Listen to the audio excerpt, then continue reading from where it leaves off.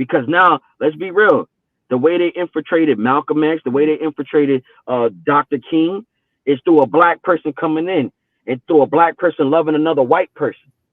We ain't like, it ain't their fault, but people gonna take advantage of, oh, they can let one of them in as long as they betray, as long as they act nice and good.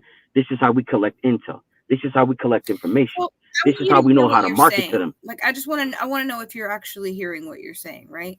Because first of all, what you're talking about is creating a clear and concise divide intentionally, right? And you're defending that divide.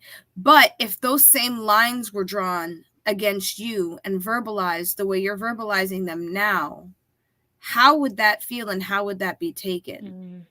I'm not saying that we can't understand our situation. What I'm saying is that we don't have to further it and ignite it even further and fan the flame, if you will, by creating the same divides on our side and then demanding that there be no divide on the other side. Do you see what I'm saying? Like, you can't.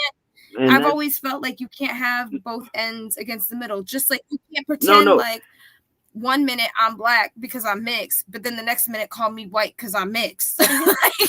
Whatever suits them. And you're right about that too. And you're right about that too.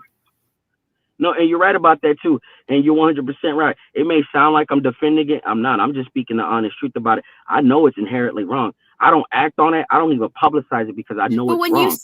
I'm mentally infiltrate. You have to understand that white people also fought for us on our behalf to have freedom. There's good and bad on all sides of everything always. Nothing is all inherently good and nothing is all inherently bad. Right. People who choose to help and choose to fight that good fight, by your words, should still be admonished and disregarded because they could lumping everybody else together. You can't do that.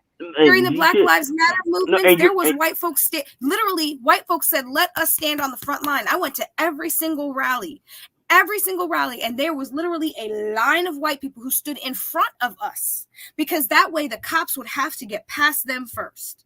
Now, were there also white people there in the back instigating shit and throwing stuff? Sorry, Jordan, I'm cussing a lot this episode. But of course there was. There was. Yeah. But again, they're not all good and they're not all bad. There was a whole 2 rows of people. It was at least 150 people that lined us and surrounded us so that if something popped off, they would have to go through them first. And they knew that the cops would be more hesitant to break that line than come directly at us. Do you see what I'm saying? So you just have to be careful. Words have power and words have meaning.